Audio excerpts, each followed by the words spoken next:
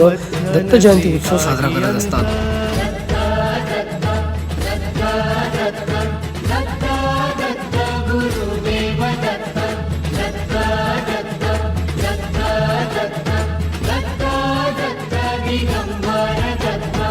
माझगाव येथील हे दत्त मंदिर असून या मंदिरातून निघणारी पालखी मिरवणूक खास आकर्षण असते।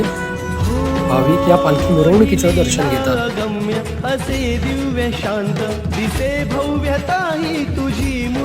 खासकीलवाडा येथील हे एकमुखी दत्त मंदिर आहे। श्रींची एकमुखी मूर्ती या ठिकाणी बघायला मिळते, अन्यत्र त्रिमुखी मूर्ती आपल्याला पाहायला मिळते। परमपूज्य टेंबे स्वामी महाराजांचं वास्तव्य या मंदिरामध्ये होतं।